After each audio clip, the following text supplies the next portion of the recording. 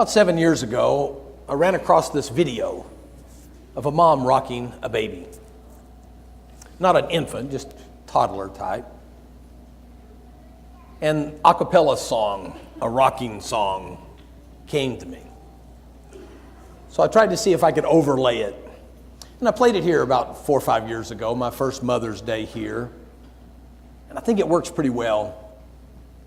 I searched and searched this week for something better and didn't find it. So for some of you, a rerun. For others of you, hopefully a helpful experience. Think about a rocking chair with a mom and a child, and how that rocking chair never moves, and how my mother's been gone 18 years and somehow she is still rocking me. Enjoy. Moms are a safe place. Moms are safe, but they're a safe place. Can you think of God creating anywhere more safe than the womb? A place where all the nutrients come. A place where your survival is secured. Where you dwell. And God provides that safety from the moment of our conception. And it is in mom that we find we are safe. No fears, no factions. We're safe in mom. Then we have to come out into this world. We begin to experience other things. We ask the question, will we still be safe? And you take almost any child I have ever seen that's able to run just a little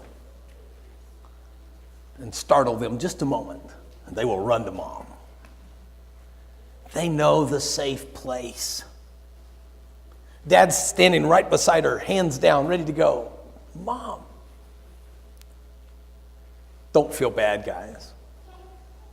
Mom's supposed to be safe. That's how God made them. That's where that safety comes from. And they went to mom.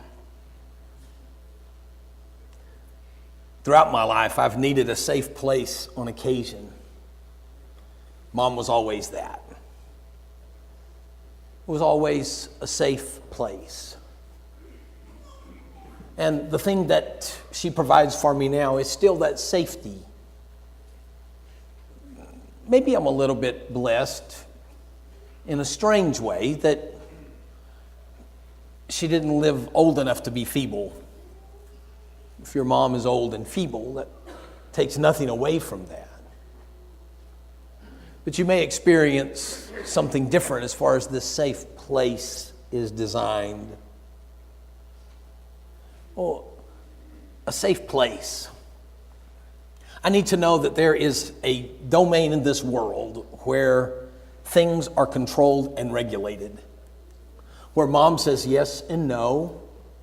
Where mom provides. Where structure comes. Where discipline is found. I need to know my mom. And it doesn't matter how old you get or what you call them. Mama was always mama to me. She always will be. And you get to be 54 years old and you talk about your mama at church. That's a blessing. But maybe you're wrestling with motherhood. Maybe you need some definition about what it feels and sounds like.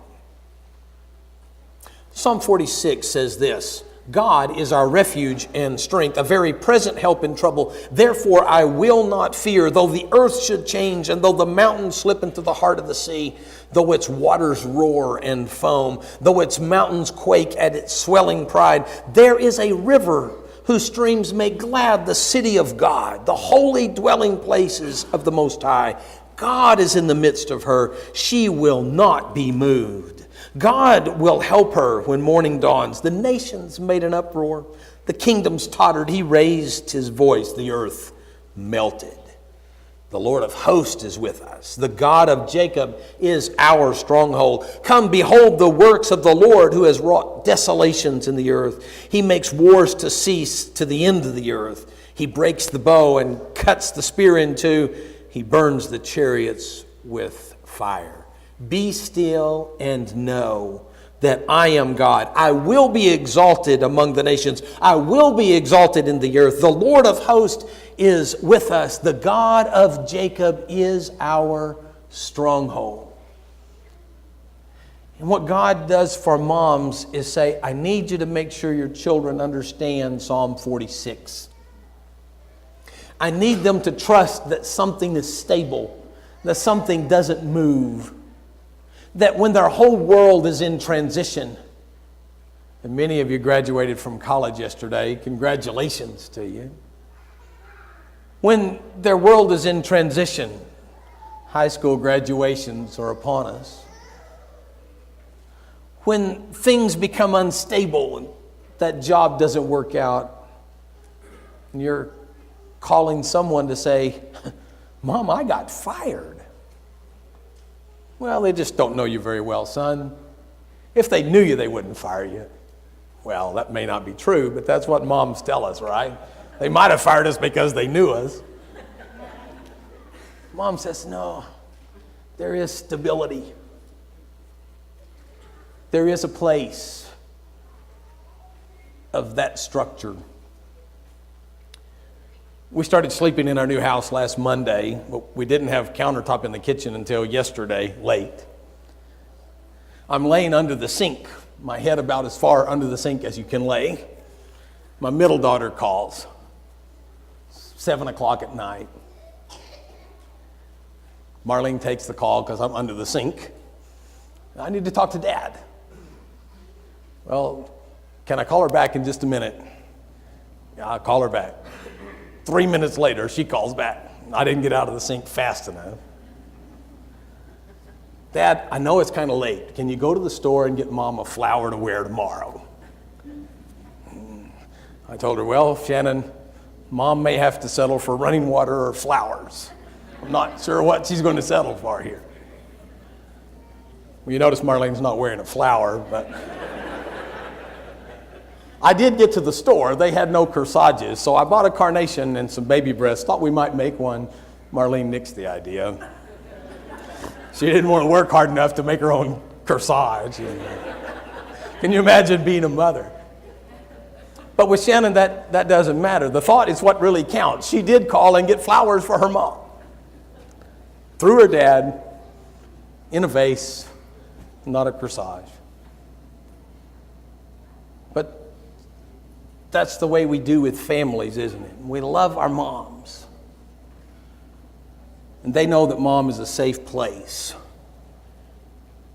A place where whatever's going on in my world, things are stable with Mom, right? And then you get old enough to realize that things weren't all that stable for her, but you never knew it. And if you were that blessed, look back and remember that. When we had no money at all, none, ate water gravy and peach preserves, because that's all the food we had. We never knew it. Mom was not frustrated. Mom was not upset. Mom was in the middle of this poverty life with my dad, who was on a truck somewhere trying to make money and send money home. We're sitting in the woods in East Texas. But not one of us children ever felt unstable. Now, my dad may have been all over the place, but Dad was filtered through Mom. And Mom was our rock. That's what God says in this passage. God is a very present help in time of trouble. He is our rock. He does not move. Well, moms are a safe ear or shoulder. My teen sent a text asking me to pick up her from school and added, not in your pajamas. So I'm wearing hers because good moms listen. Not Dad. Also, it might change how you pick out your pajamas if you think your mom might show up at school in them. Well, that was just for comic relief. The next slide, serious. Moms are a safe ear or shoulder. To whom do you cry? Where do you go? Who's going to listen to you? What's it going to sound like when they hear you? Moms are safe. By the way, our little song from earlier is on the a cappella lullaby CD. If you are looking for good lullaby music, I hear the rain, and they have 2 or 3 storm songs on there too. Lullabies, sort of like Byron talked about, lullabies in the midst of our storm. And so go on to the iTunes. Well, I don't know where you go. Wherever you get your music, look up a cappella lullabies CD. I highly recommend it. It talks about a place where we can talk in safety. There's a place that you need to say what needs to be said. When you're wrestling, you don't have to filter your words. It's not your friend where he might take it wrong, or you might not be cool if you said that to her. It's not your boss where you can't reveal how inadequate you feel. It's not to your teacher at school who has too many voices to hear at once, and you're all sort of lateral with her. Thank you, teachers, for being moms when you shouldn't have to be. But it is the ear of mom, where unfiltered babble can come out. And it's in the unfiltered babble that we begin to find our voice, that we begin to find ourselves. And it's in the unfiltered babble that we pray to God. I don't know how you pray. If you wait to get your act together to do your praying, you're probably not going to pray much. And if you only pray when your act is not together, then you should pray more. But if it is in the conversation with God that you just reveal the struggles and the frustrations and the heart of everything that's going on, that's where the conversation takes place with mom. And that's the power that she has. 6 months after my mother died, I picked up the phone to call her. I won't ask you to raise your hand if you did the same thing. I've talked to a few like that. I wasn't nuts. I knew she was gone, but somewhere I had become comfortable with her being gone and still not being absent. I was in my office, so I put my phone down and cried just a little while. Who wouldn't? She wasn't there to hear me. They're riding a motorcycle. They got to go. Oh, sorry, Johnny. I wasn't going to put that on you. Hope you're not on your motorcycle. Oh, just go. Oh, okay. They didn't even leave. I didn't try to keep you from leaving if you need it. No, you're getting away from the air, maybe. Sorry, I shouldn't talk about people at church. Well, maybe. Oh, a leak. See there? Now it's all cleared up. There's a hole over here. This is a holy church. Just, if you had any doubt, now God has witnessed we are holy. He's sprinkling us. No, I wouldn't go there. That would be too far, wouldn't it? We can talk to our mom. I need that ear. So sometimes I still talk to my mom. She hears me, maybe, I don't know. I still get help. If you can talk to your mom today, talk to your mom. Hearing her voice back is important, but not essential. Because remember, moms, you'll talk long after you are gone. Psalm 62:6. He only is my rock and my salvation, my stronghold. I shall not be shaken. On God, my salvation and my glory rest. The rock of my strength, my refuge. Trust in him at all times. Pour out your heart before him. God is a refuge for us. My mom learned how to be a mom from God, and she showed me what a mom is because I could pour out my heart before her. And if your children pour out their heart before you, listen. Dads don't do this that well, I confess. We have been working on this house for about 3.5 months. My daughters have been calling. I say, talk to mom. I'm focused, I'm channeled, I know what I'm working on, I'm dealing with something. Talk to mom. Mom's always listening, going. At the end of the day, I ask mom, did you hear from the girls? Yeah, all 3 of them. They all checked in. She tells me everything they're doing. 5 minutes later, did you hear from the girls? No, I'm not quite that bad. But mom's the one that they pour out their heart to. Third and final point this morning, moms are a safe voice. We need to know the truth. And moms, you need to understand that you are the truth in the life of your child. When they go to school and get bullied, and they come home, you are their truth. The world says this to them. I don't know the situation, couldn't judge it all, but the young man that committed suicide in the culvert, you just wanted someone to tell him the truth. Maybe his mom was. I don't know how disturbed the system was. But you need someone to tell you the truth. That you are valuable, that you matter, that you're not defined by what someone at school says, and that you're not defined by how much income you have, and you're not defined by whether your hair went prematurely gray at 75. You're not defined by those things. To know the truth. Mom loved me enough to always tell me the truth. Always. Tell your children the truth. They need to hear it. You say, what does that mean? The truth will set you free, God says. You will know the truth, and the truth will set you free. We know when we hear the truth. The truth matters. So moms, tell your children the truth. Be there for them. Talk to them. Be the safe voice. When they rattle and say, Mom, I'm thinking, tell them the truth. Be there in that present moment. Always declare that truth to them. No, you're not defined by those things. The truth is, you're my child and I love you. And for most of us, that's enough. You ever think of that? You're my child and I love you. And for most of us, that's all we need. And that's really what God tells us. You're my child and I love you. For most of us, that's all that's needed. Psalm 138.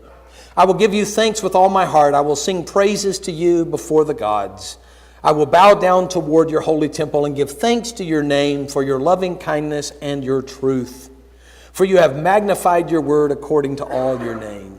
On the day I called, you answered me. You made me bold with strength in my soul. All the kings of the earth will give thanks to you, O Lord, when they have heard the words of your mouth. And they will sing of the ways of the Lord, for great is the glory of the Lord. For though the Lord is exalted, yet he regards the lowly.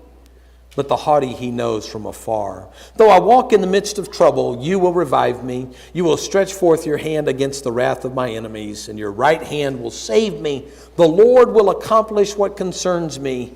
Your loving kindness, O Lord, is everlasting. Do not forsake the works of your hands. God loves you. Moms learn that from God. Somehow it's put into them. Mother's Day always brings stress. For the mom who laid a child to rest this year, I pray for you. To those who were never blessed to be a mom, I pray for you. For those that pursued, I'm considerate of your feelings. But God tells us each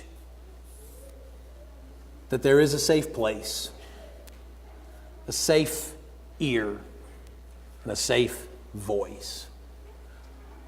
And we need to know those safety dimensions. Here's our take home this morning. Go ahead, Bob, if you want to. He brought something for the leak. Yeah. He's taking a collection. Let's fill that before he goes. No, we'll try to save the pews. I saw him come in with that. Did you hit it? Do we need a bigger bucket? Oh, that's Gary's time. All right. God models all of the qualities that we've talked about this morning. Mom, please fill the vital role God has given. Just fill it up. Say, well, I'm not going to be complete without a career. Hooey. It's not true. Maybe you can do both. It's possible. But I can guarantee you your success will be in your children, not in your career. It will always be there. When you look back, you'll never regret time spent with them. Well, wasted my time being a mom. Should have done something else. No. Be a mom. Be all that God calls you to be. Because the Marines have nothing on you. I don't know if that's Marines, but it fits my sermon. Oh, it is. All right. Be a mom. Children, honor your godly mom. If you have an ungodly mother that you can't stomach or stand, honor the fact that you are here because they exist. If you can't call them today, call someone. But if you have a godly mother, honor them with all of your heart. God expects it of us. He invites it of us. He demands it of us. Honor your mother and father that it may be well with you and that you may live long in the land. Honor her. Maybe you need to repent. Maybe you didn't come with a mothering heart today, or maybe you don't love your children. A hard place, wouldn't it? Difficult thing. If you have a need that we can help meet, we're glad to try to do that. If I hadn't gone so long, I would have you take out your phone and text your mom right now, but then all the phones would go off. So as soon as the closing prayer is done, text your mom, tell her you love her.